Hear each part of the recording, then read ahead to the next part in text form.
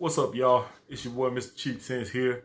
And by the request of a subscriber, they saw me do a review and I brought out this particular fragrance and they asked if I could do a review on it because I don't think I've done one. So henceforth, that is why I'm here right now to do this video, and it is from the House of Ed Hardy. This one is Hearts and Daggers.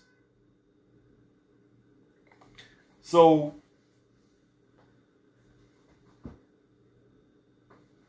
with Hearts and Daggers, I'll go ahead and pull this out also.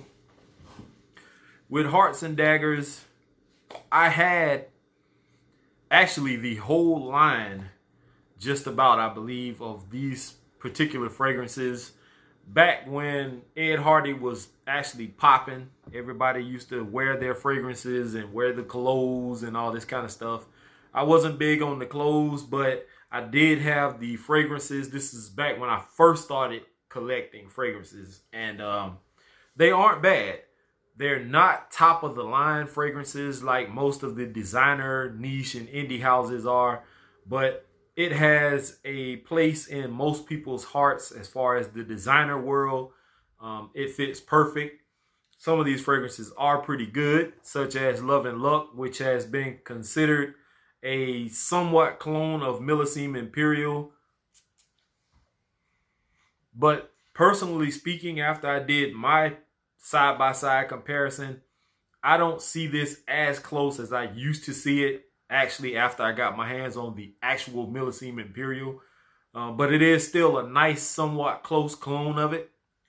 But this one, I can't tell you if this is supposed to be a clone of anything or not, or if it smells like anything else. I don't have anything personally that smells like this, but still a nice fragrance. Very inexpensive. We'll get to that later. This was released in 2009, and it is very sharp and lively.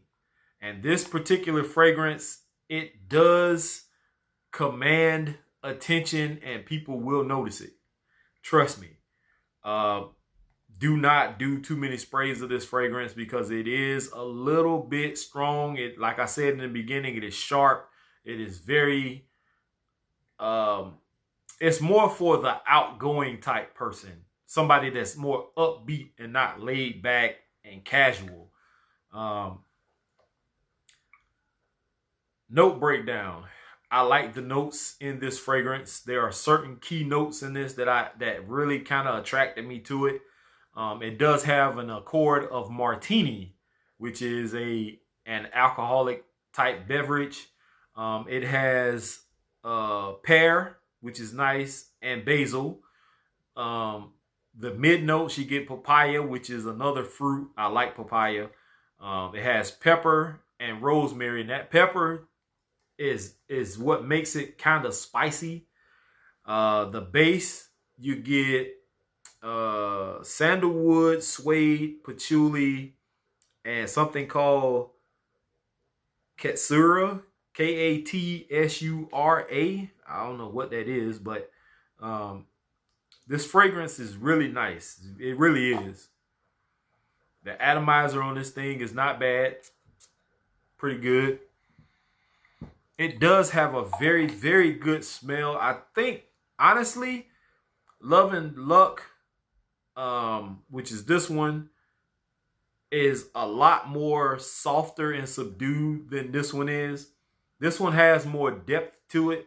This one doesn't, which is why I like this one a little more than I like this, in which this was my absolute favorite until I started playing around and spraying this one a little more as of recently. And I like this one a little more. Definitely not something I would wear on a date. You could wear this like if you're going out with the fellas, you know, something outdoorsy, barbecue. You're going to, you know, maybe play a game of softball or, you know, whatever. You could do that with this, but Love and Luck, not so much. This is more of like a date time type scent, daytime. maybe you want to wear something to sleep. It's not something that's going to be overpowering. Very nice fragrance. I highly recommend it if you're into cheapies, and you can find this for a very reasonable price. On Fragrance Net, I think they had this for, I think it was like $14, $15. Fragrance X, I think they had it for $16. You may be able to find it cheaper depending. I actually found Love and Luck and Hearts and Daggers. If you go back and watch my older video, it was a gift set. Both of these, if this was the actual one fragrance that was in it, and the bottle that I had of Love and Luck, I actually broke it introducing that gift set.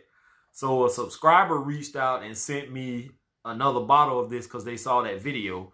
But these both were in a gift set I got from Bell's, which is, I think, the equivalent to Burke's, if you know what that is. I think it was like 20, 25 bucks for both of these. And I couldn't pass. I just couldn't do it. So worked out perfect for me until I broke Love and Luck. But for the most part, I think this is bottle worthy. Trying to get a decant of something like this, I don't think it's really worth getting a decant. It's inexpensive enough. You can just buy it, and if you don't like it, you can always give it to somebody as a gift, or you could try to sell it to somebody for about the same price or maybe a little less. It just depends. But it's really not bad at all. I like it. And I'm actually going to figure out when exactly I can wear this, being that I work 2 jobs. Because I think the spiciness in this, the pepper, is probably going to get a little clawing to me. A little annoying, I should say, not clawing. It's going to get annoying to me in the heat that I work in. Now, if I was inside a building, I'd do probably like 2 sprays of this, and that would be more than enough. Something like Love and Luck, you could go a few more sprays of that and get away with it. But in the high heat, I don't think this would be suitable. I think maybe cooler weather. So I am going to give this a try. But to that subscriber, I don't remember who you were, but hope you enjoyed the video. Hopefully I answered any questions that you had about this fragrance. If not, feel free to look it up. You can look it up on Fragrantica, Fragrance X, Fragrance Net. You can probably find some other reviewers that have talked about this also that may have been more in depth than I am. But for the most part, here's to smelling great. Peace.